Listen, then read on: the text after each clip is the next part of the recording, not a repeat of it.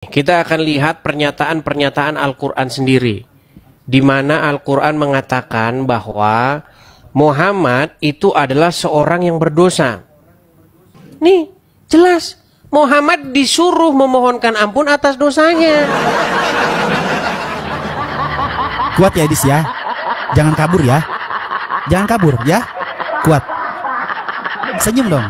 Nah gitu, silahkan Edis. Si Edis dengan penuh percaya diri mengklaim bahwa dalam Al-Quran, Nabi Muhammad SAW adalah seorang pendosa dan pembohong. Katanya, ayat itu menjadi bukti bahwa Nabi Muhammad tidak layak untuk diikuti. Namun rupanya, langkahnya justru menjadi bumerang bagi dirinya sendiri.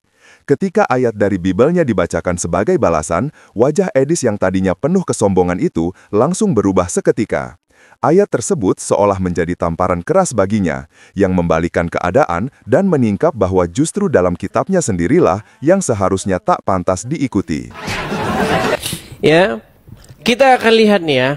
Nih, kita akan lihat pernyataan-pernyataan Al-Quran sendiri, di mana Al-Quran mengatakan bahwa Muhammad itu adalah seorang yang berdosa.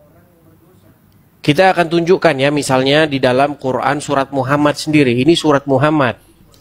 Ya, memang orang muslim ini nggak ngerti isi Al-Quran. Saya coba balikkan kamera saya ya. Coba lihat nih Rasid. Ini kan Al-Quran nih, surat Muhammad. Ayat yang ke-19.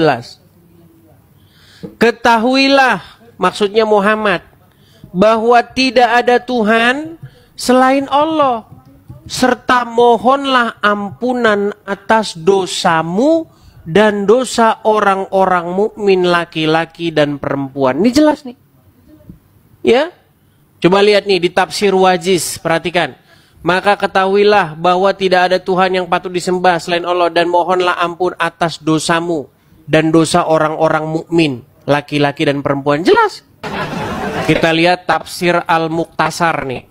Markas tafsir Riyad dan seterusnya dan seterusnya.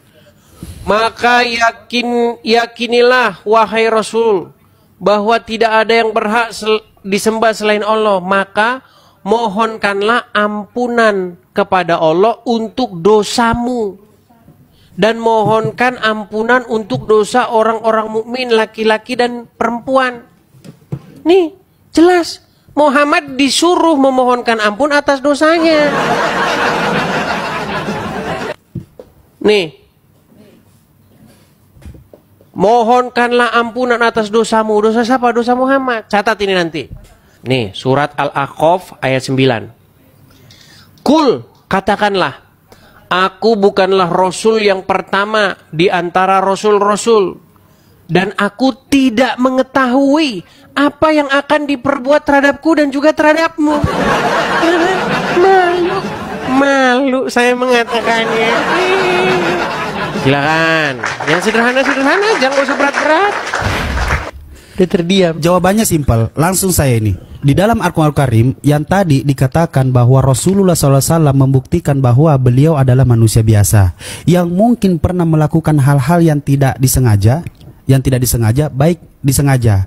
Lalu Allah Subhanahu wa taala berfirman untuk mengampunkan dosanya. Tetapi bagaimana Allah Subhanahu wa taala berfirman lagi kepada Rasulullah SAW di surah Al-Fat, ya, dibaca di surah Al-Fat, yaitu apa? Di surah Al-Fat, sungguh kami telah memberikan kepadamu kemenangan yang nyata agar Allah memberikan ampunan kepadamu Muhammad atas dosamu yang lalu dan yang akan datang, serta penyempurnaan nikmatnya atasmu dan menunjukimu ke jalan yang lurus. Tepuk tangan buat Tuhan. Oke? Berarti diakui Muhammad berdosa. Siap. Tidak masalah, Bung. Nabi Muhammad adalah manusia biasa. Tetapi ingat, sesuatu yang kamu bawakan yang tidak mampu, sesuatu yang tidak mampu kamu bawakan itu, yaitu apa? Ketika Nabi Muhammad dikatakan berdosa sesuai keinginanmu, ketika Nabi Muhammad kau katakan sesuai keinginanmu, saya iyakan, nggak masalah. Tetapi di mana di surah Al-Fat dikatakan apa? Di surah Al-Fat dikatakan Rasulullah SAW diampunkan dosanya, semua dosa-dosanya. Baca, silakan baca. Baca datanya dong. Oke, ketika Anda mengatakan hal seperti ini, lalu bagaimana seorang Tuhan yang Anda ikuti, jangan menyangka bahwa aku membawa perdamaian ke dunia ini. Aku tidak membawa perdamaian, tetapi perlawanan. Wow, apa ini? Aku datang menyebabkan, kalau baca tuh satu perikop, kan begitu? Ya nggak Edis? Dengar dong, kalau baca tuh satu perikop. Tadi sudah saya jawab ya. Nih satu perikopnya. Aku datang menyebabkan anak laki-laki melawan bapaknya. Bapak gue salah apa, Sos? Bapak gue salah apa? Tiba-tiba lu suruh gue melawan bapak gue? Satu perikop ya, dibaca satu perikop. Dan menantu perempuan melawan ibu mertuanya. Lah buset.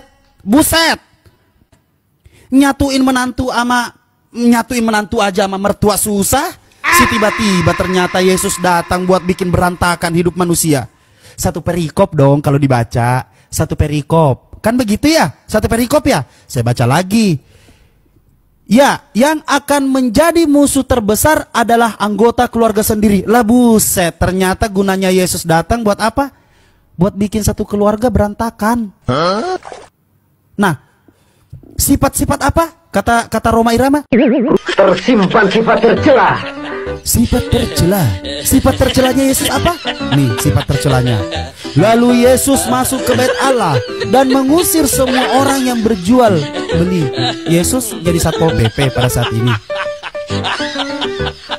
Coba dong, Edis baca nggak di sini? Nah, coba Edis fokus sesuai keinginanmu, it's okay.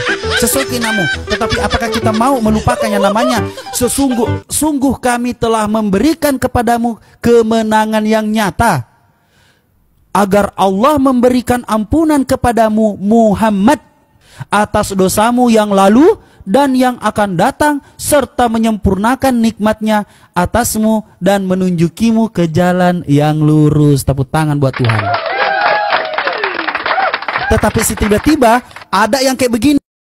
Jangan menyangka bahwa aku datang untuk membawa damai di atas bumi. Aku datang bukan untuk membawa damai, dipertegas dong sama dia, melainkan pedang. Kuat ya Edis ya. Jangan kabur ya. Jangan kabur ya. Kuat. Senyum dong. Nah gitu. Silahkan Edis. Jelaskan Yesusmu yang menjadi tiba-tiba Satpol PP. Jelaskan tiba-tiba Yesusmu mengusir menjadikan satu keluarga berantakan.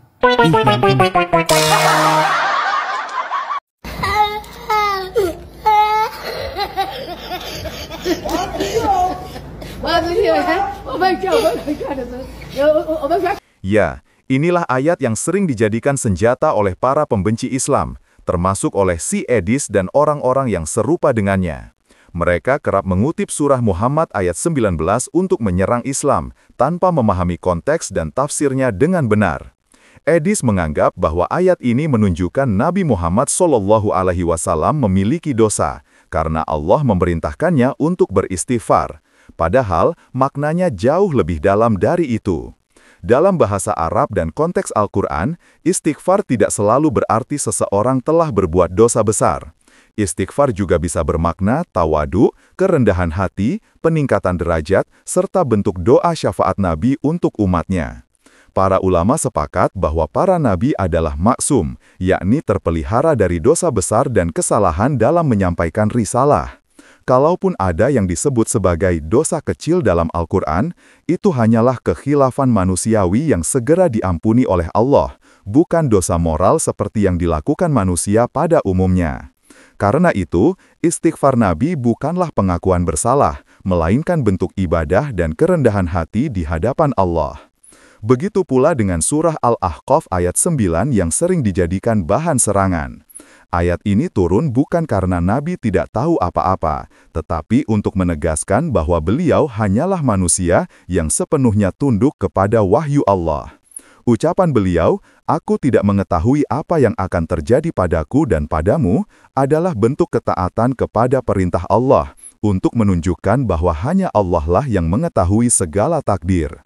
Ini sekaligus menjadi bukti kerendahan hati Nabi Muhammad bahwa beliau tidak berbicara dari hawa nafsunya, melainkan semata-mata menyampaikan apa yang diwahyukan oleh Allah. Jika kalian suka dengan video ini, jangan lupa untuk like dan subscribe agar tidak ketinggalan video menarik lainnya seputar Islam. Sampai jumpa di video selanjutnya. Wassalamualaikum warahmatullahi wabarakatuh.